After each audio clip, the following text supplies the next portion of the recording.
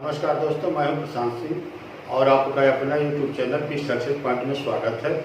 दोस्तों, आज हम लोग जिस महत्वपूर्ण टॉपिक पे चर्चा करेंगे वह है ये स्टेट के अंतर्गत आने वाले सामाजिक विज्ञान का प्रश्न पत्र। जो लोग या जो स्टूडेंट सामाजिक विज्ञान से ये स्टेट दे रहे होंगे उनके लिए यह वीडियो काफ़ी महत्वपूर्ण है। साथ ही साथ जो लोग उच्च माध्यमिक का स्टेट कंप्यूटर से दे रहे होंगे उनके लिए भी 50 क्वेश्चन जीएस और जीके से आएगा। तो दोस्तों, ये वीडियो आप अंत तक देखिए, आपको बहुत अधिक लाभ मिलेगा। दोस्तों, यदि आप हमारे चैनल पे नए हैं तो हमारे चैनल को सब्सक्राइब कीजिए, साथ ही बेल आइकन को प्रेस कीजिए और वीडियो को लाइक कीजिए। चलिए आते हैं मेन टॉपिक के पास।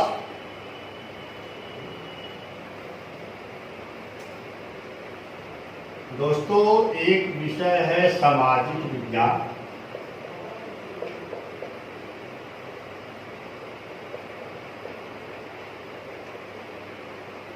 सामाजिक विज्ञान में 4 पेपर होंगे। एक होगा राजनीति शास्त्र,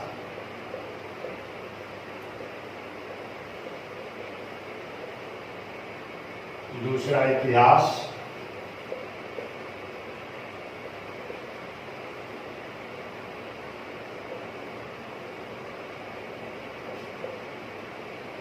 तीसरा होगा भूगोल और चौथा होगा अर्थशास्त्र। दोस्तों, पिछली बार जो ये स्टेट की परीक्षा हुई थी और रद्द हो गई, इसमें सामाजिक विज्ञान में चारों भागों से ही क्वेश्चन पूछा गया था। खास तौर से राजनीति शास्त्र, इतिहास और अर्थशास्त्र से ज़्यादा क्वेश्चन पूछे गए थे। यानी 150 अंक का आपका पेपर होगा तो 100 अंक आप इस विषय से ही संबंधित होगा, सामाजिक विज्ञान से ही संबंधित होगा। और इसमें आपको अधिक से अधिक अंक लाना है। चलिए, आज का जो हमारा मेन टॉपिक होगा वो राजनीति शास्त्र से संबंधित होगा, नागरिक शास्त्र से संबंधित होगा।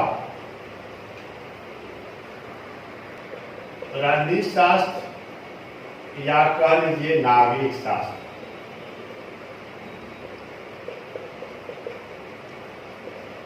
और आज का वीडियो आपको काफी फायदा देगा। अगर अंत तक इस वीडियो को आप देखेंगे तो मुझे आशा ही नहीं, पूर्ण विश्वास है कि यह स्टेट के सामाजिक विज्ञान की परीक्षा में 4 से 5 क्वेश्चन मिलेंगे। साथ ही साथ ये वीडियो सीटेट, यूपी टेट या जो लोग कंप्यूटर से उच्च माध्यमिक का यह स्टेट दे रहे होंगे उनके लिए भी ये वीडियो लाभदायक है। तो आइए देखते हैं दोस्तों, जो सामाजिक विज्ञान के तहत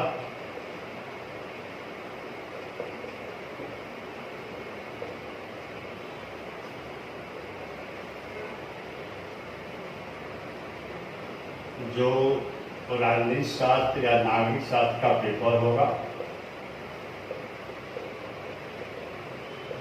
इसके अंतर्गत हम जानने का प्रयास करेंगे संविधान के बारे में। खास तौर से संविधान शुरू होने से पहले या संविधान को शुरू करने से पहले मैं आपको और पीछे ले चलता हूं कि भारत का संवैधानिक विकास कैसे हुआ। भारत का संवैधानिक विकास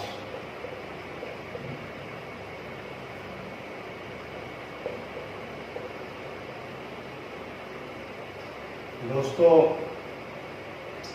जैसा कि आप लोग जानते हैं, ईस्ट इंडिया कंपनी की स्थापना ब्रिटेन में भारत के साथ व्यापार करने के लिए हुई थी, मगर धीरे धीरे वह यहाँ पे व्यापार करने के साथ साथ अपने साम्राज्य विस्तार की नीति भी अपनाने लगे, राजाओं के मामले में से भी करने लगे। तो आइए चलते हैं। भारत के संवैधानिक विकास की शुरुआत होती है 1757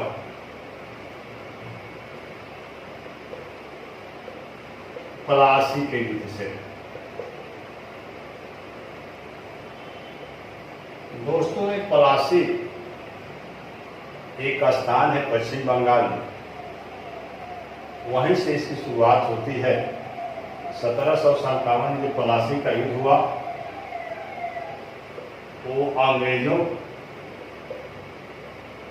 व बंगाल के नवाब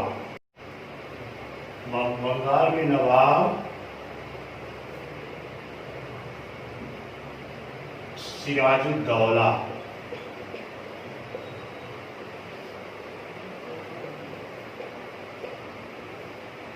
सिराजुद्दौला के बीच हुआ, जिसमें अंग्रेजों की विजय हुई। और इस युद्ध में अंग्रेज सेना का नेतृत्व कर रहा था क्लाइव। या दोस्तों, इसे हम लॉर्ड क्लाइव के नाम से भी जानते हैं, जिसको बंगाल का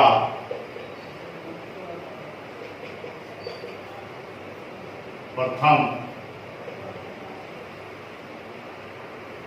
गवर्नर कहा जाता है।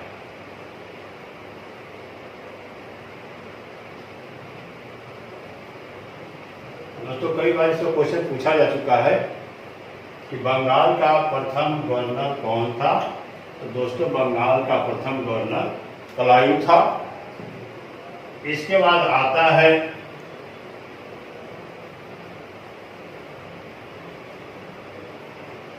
बक्सर का युद्ध।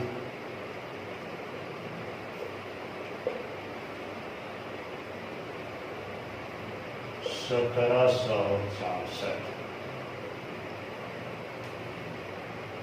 इसमें एक तरफ अंग्रेज थे और दूसरी तरफ बंगाल का नवाब मीर कासिम, दिल्ली का नवाब शाह आलम द्वितीय और अवध का नवाब शुजाउद्दौला। एक तरफ अंग्रेज,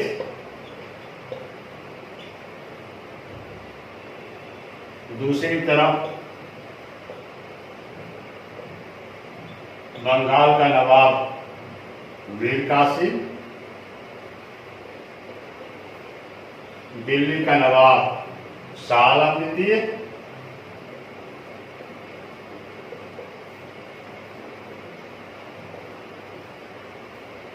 अवध का नवाब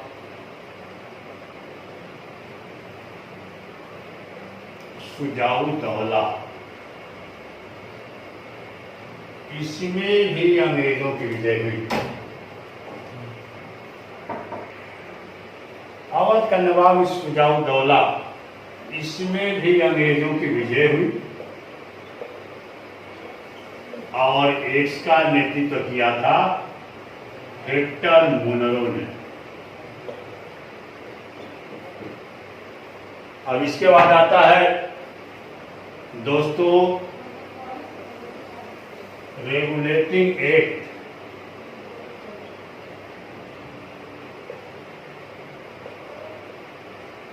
रेगुलेटिंग एक्ट, इसके पहले एक बात की और मैं चर्चा करना चाहूंगा कि 1764 में विजय के उपरांत अंग्रेजों को बंगाल, बिहार और उड़ीसा का क्षेत्र मिल गया, यहाँ की दीवानी मिल गई। इसके बाद ब्रिटेन के प्रधानमंत्री लॉर्ड नॉर्थ ने के द्वारा एक एक्ट पारित किया गया, जिसे हम रेगुलेटरी एक्ट कहते हैं। क्योंकि ये एक 1773 में लाया गया, इसीलिए इसे हम 1773 का रेगुलेटरी एक्ट कहते हैं। दोस्तों, कभी पूछता है कि सबसे पहले रेगुलेटरी एक्ट कब लागू हुआ? 1773 में। अब इसमें गवर्नर का नाम बदलकर गवर्नर जनरल कर दिया। तो इसमें हो गया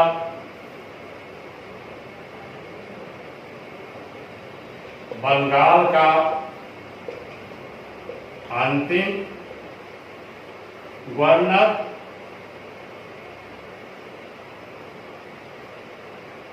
वारेन हेस्टिंग्स।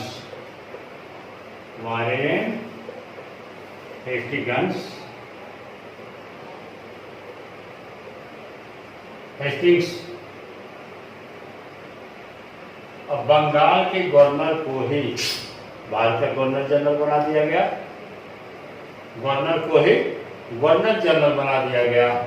तो ये हो गए बंगाल के प्रथम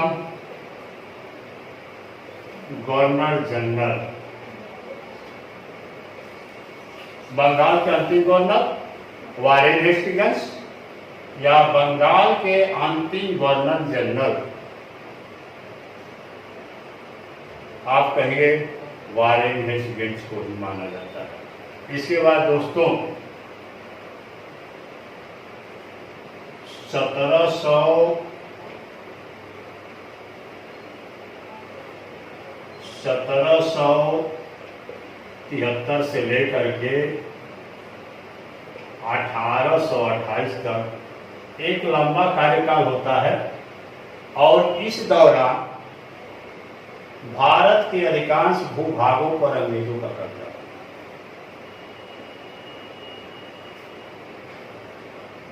1775 से लेकर 1828 तक भारत के अधिकांश भूभाग पर अंग्रेजों ने कब्जा कर लिया। अब उस समय बंगाल के गवर्नर जनरल थे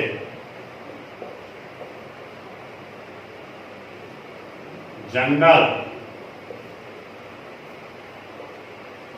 लॉर्ड विलियम बेंटिंग।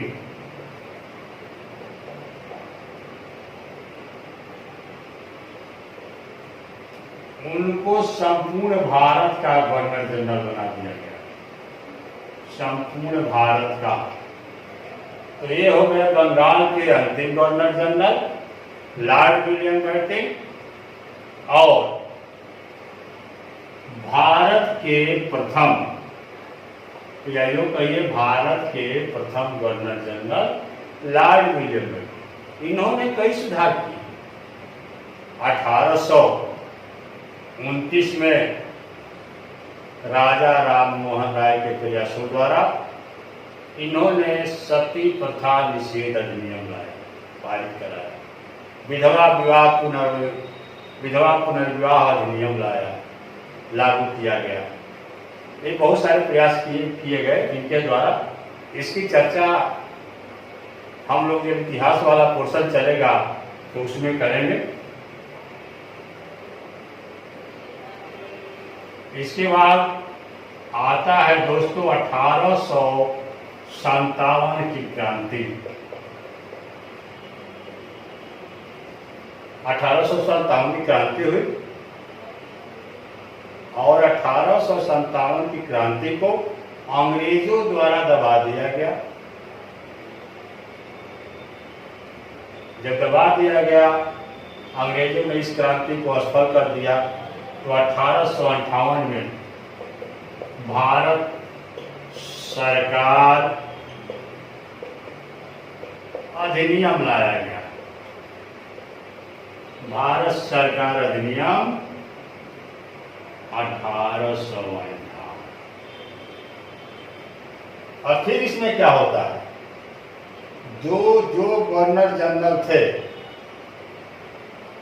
उनका नाम बदलकर वायसराय कर दिया गया।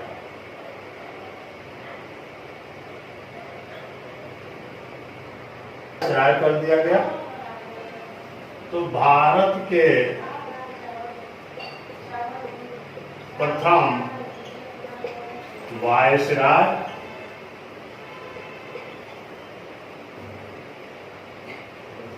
Lord Canning.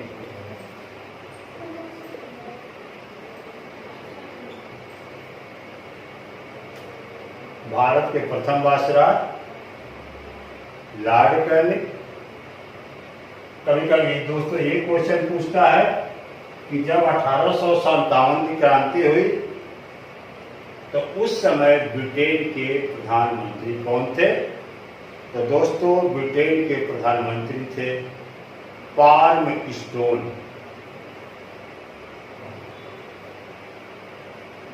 क्योंकि गवर्नर जनरल का नाम भारतीय लोगों के जेहन में इतना रच बस चुका था कि वायसराय होने के बावजूद भी लोग गवर्नर जनरल ही कहते थे। अब यहाँ पे 1858 में ब्रिटिश गवर्नमेंट ने सीधा सत्ता अपने हाथ में ले लिया।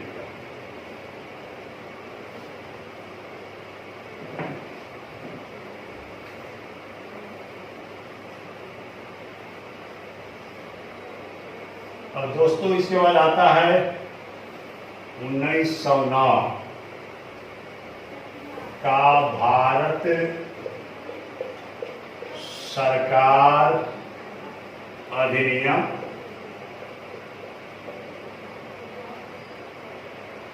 या इसे कहा जाता है मार्ले मिंटो सुधार अधिनियम।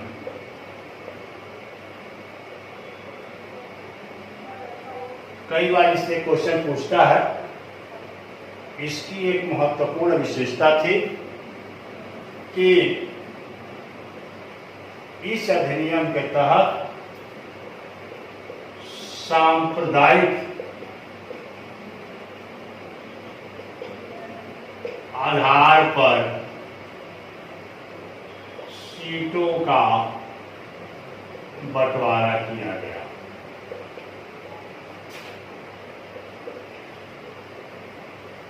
या यूँ कहिए कि संविधान सभा में मुसलमानों के लिए अलग प्रतिनिधित्व की व्यवस्था की गई। कहा तो ये भी जाता है दोस्तों कि 1909 के भारत सरकार अधिनियम में ही देश के विभाजन का बीज बो दिया गया। खैर इसकी चर्चा और विस्तृत चर्चा जब इतिहास वाले पोर्शन चलेगा तो उसमें हम करेंगे।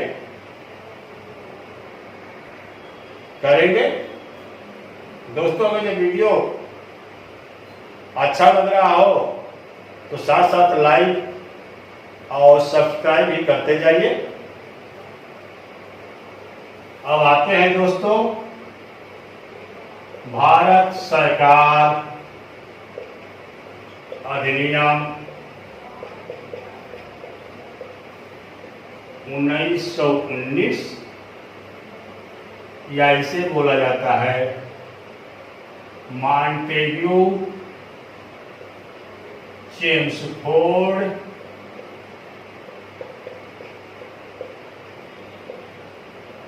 सुधार अधिनियम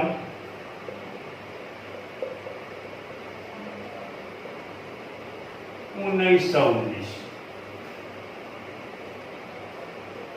अब इसमें एक महत्वपूर्ण व्यवस्था की है। राज्यों में द्वैध शासन, राज्यों में द्वैध शासन की व्यवस्था, दोहरी शासन पर की व्यवस्था की गई। इसके बाद आता है भारत सरकार अधिनियम 1935। अब इसमें दोस्तों एक महत्वपूर्ण परिवर्तन किया गया। केंद्र में द्वैध शासन की शुरुआत, द्वैध शासन की शुरुआत की गई। दोहरी शासन व्यवस्था की शुरुआत की गई। कुछ अधिकार केंद्र को दिए गए, कुछ अधिकार राज्य को दिए गए। इसके बाद हमारे संविधान निर्माण का एक महत्वपूर्ण बिंदु आता है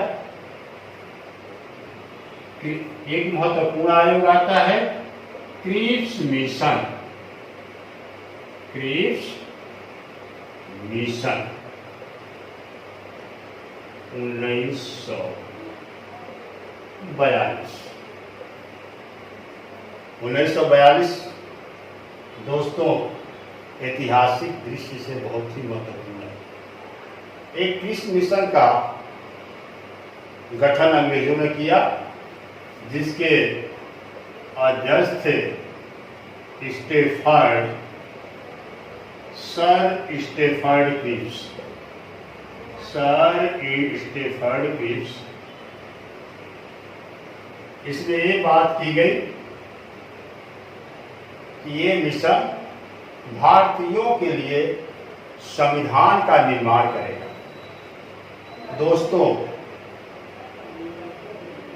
मैं एक बात और बता देना चाहता हूँ आप लोगों को कि उस समय द्वितीय विश्व युद्ध चल रहा था, जिसकी शुरुआत 1939 में हो गई थी और ये युद्ध चला 1945 तक,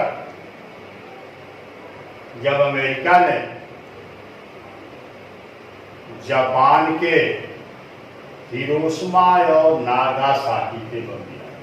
कभी कभी ये कंफ्यूज कर देता है दोस्तों कि सबसे पहले कहाँ गिराया गया और बाद में कहाँ गिराया गया। तो आप याद रखिए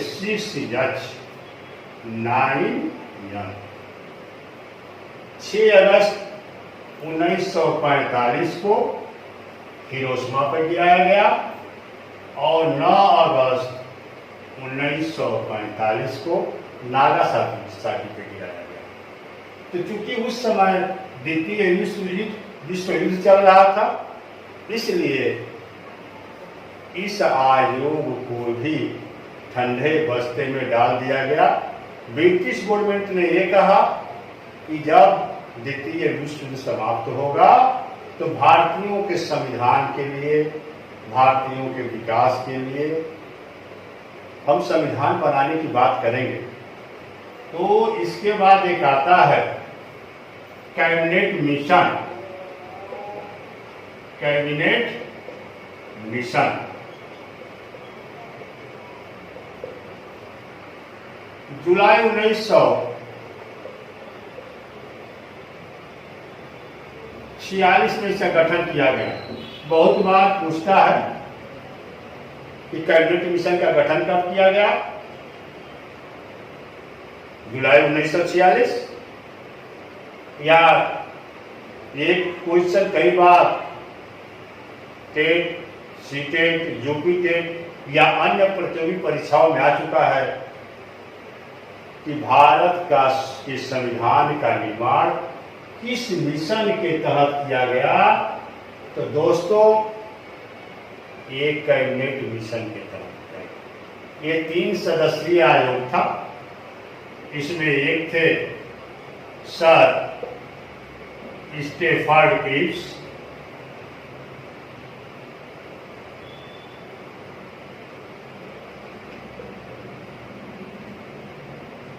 दूसरे थे पैथिक लॉरेंस और तीसरे सदस्य थे एबी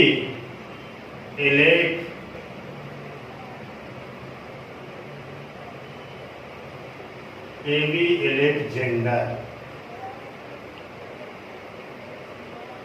ये 3 सदस्यीय आयोग के द्वारा भारत के संविधान निर्माण की नींव रखी गई। अब इसके बाद आता है दोस्तों 9 दिसंबर 1946 को प्रथम बैठक हुई, जिसमें डॉक्टर सच्चिदानंद सिन्हा को संविधान सभा का अस्थायी अध्यक्ष चुना गया। अस्थायी अध्यक्ष एक कांग्रेस के सबसे वृद्ध नेता थे। इनको 9 दिसंबर 1946 को जब संविधान सभा की प्रथम बैठक हुई उसमें अस्थायी अध्यक्ष चुन लिया गया। इसके ठीक 2 दिन बाद यानी 11 दिसंबर 1946 को दूसरी बैठक होती है और जो हमारे भारत के प्रथम राष्ट्रपति थे डॉक्टर राजेंद्र प्रसाद, उनको उसी बैठक में डॉक्टर राजेंद्र प्रसाद को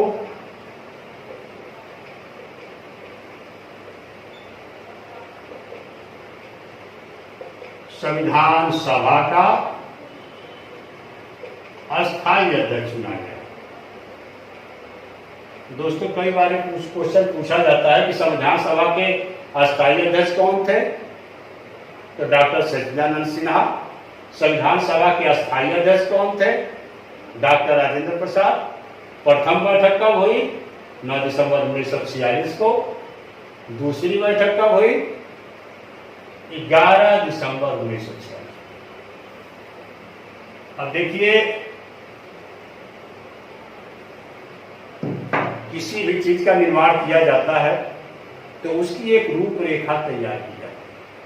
हमारे संविधान के निर्माण के लिए भी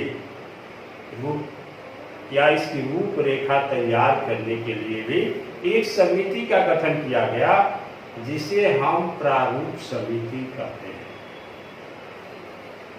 प्रारूप समिति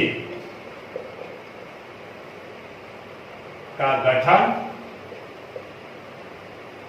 29 अगस्त 1947। इसके अध्यक्ष थे हमारे संविधान के जनक डॉक्टर भीमराव अंबेडकर। दोस्तों, ये 7 सदस्यीय था। ये कमेटी 7 सदस्य थी। कभी कभी पूछता है कि डॉक्टर भीमराव अंबेडकर को छोड़कर कितने सदस्य थे, तो दोस्तों ये कम कर देंगे तो 6 हो जाएगा। या कभी कभी पूछता है संविधान के प्रारूप समिति के कुल सदस्यों की संख्या कितनी थी, तो दोस्तों 7। इसके बाद एक और महत्वपूर्ण बिंदु आता है संवैधानिक सलाहकार। जब कोई भी नया काम होता है तो सलाह देने के लिए किसी न किसी सलाहकार की नियुक्ति होती है। तो संविधान का निर्माण हो रहा था तो उसमें सलाह लेने और देने के लिए एक व्यक्ति की नियुक्ति हुई थी जिनको हम संवैधानिक सलाहकार कहते हैं। संवैधानिक सलाहकार थे वीएन राव। अब झंडा निर्माण के लिए एक समिति गठित की गई जिसे हम झंडा समिति कहते हैं। झंडा समिति के अध्यक्ष दोस्तों जेबी कृपलानी।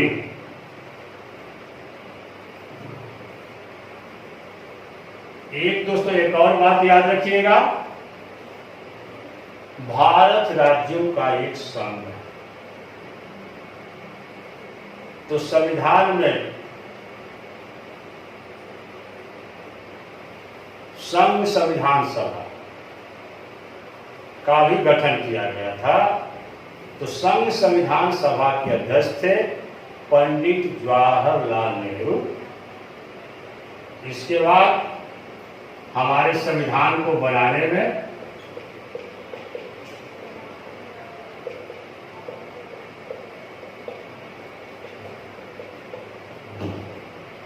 दो वर्ष 11 माह 18 दिन लगे,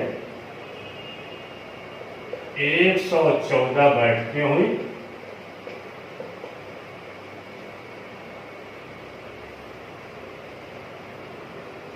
26 नवंबर 1949 को भारत का संविधान ग्रहण किया गया।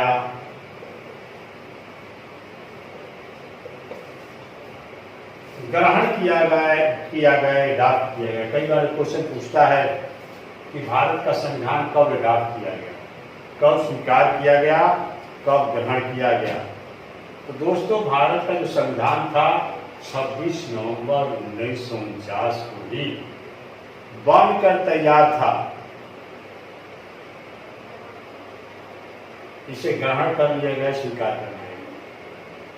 चूंकि 26 जनवरी 1930 से जो हमारी भारतीय राष्ट्रीय कांग्रेस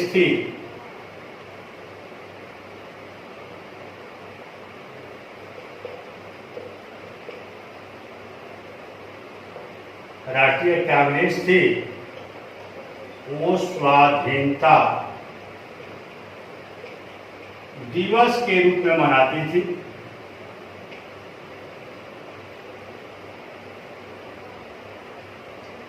कि कब अपना व्यवस्था होगा, कब अपना सिस्टम होगा, अपनी सरकार होगी। प्रत्येक वर्ष 26 जनवरी 1930 से मनाना शुरू हुआ। हर साल 26 जनवरी को मनाया जाता था। तो सरकार को लगा कि 26 जनवरी 1930 को या 26 जनवरी के दिन को हमारी भारतीय जनमानस हमेशा याद रखे, हमेशा उसके जेहन में रहे। तो संविधान बनकर तैयार होने के बावजूद भी 26 जनवरी 1950 को भारत का संविधान लागू हुआ। देखिए दोस्तों, 26 नवंबर 1949 को 15 अनुच्छेद को लागू कर दिया गया और शेष को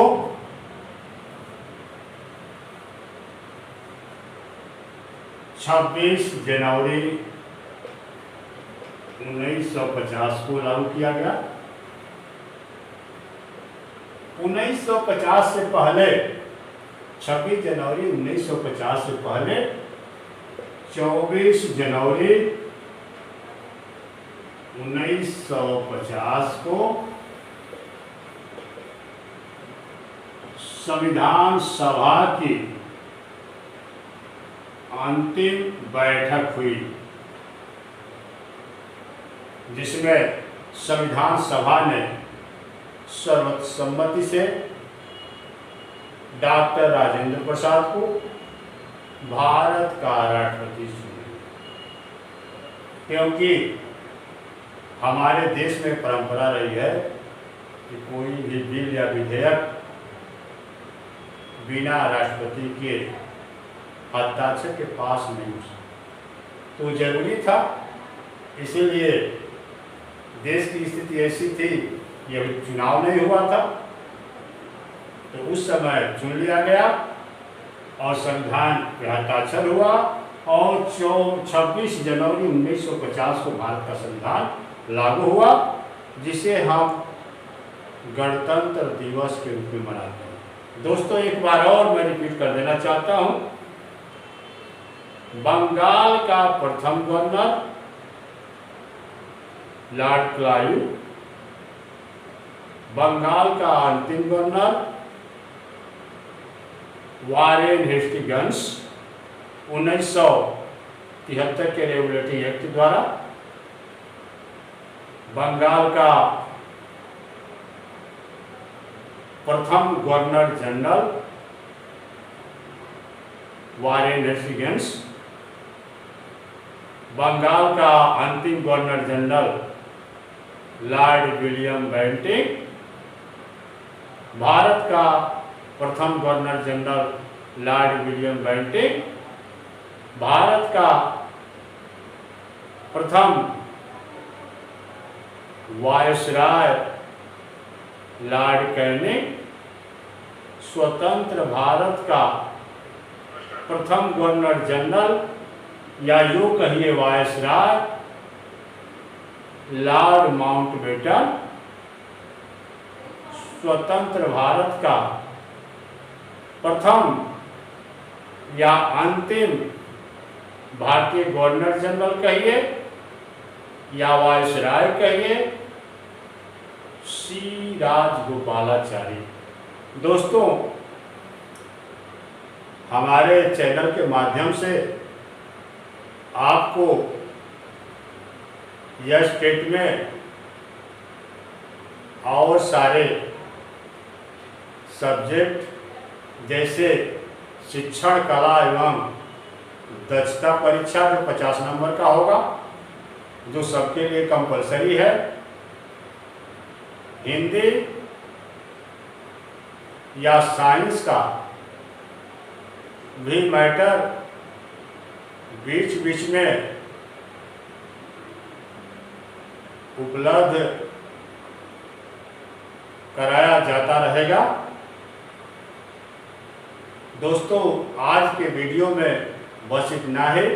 अगले दिन हम संविधान से संबंधित या संविधान के स्रोतों से संबंधित एक और वीडियो लेकर के आएंगे। दोस्तों, यदि हमारा चैनल, हमारा वीडियो आपको अच्छा लगा हो तो आप हमारे चैनल को सब्सक्राइब कीजिए, बेल आइकन को प्रेस कीजिए, साथ ही साथ इस वीडियो को लाइक और शेयर करना नहीं ना भूलें। धन्यवाद।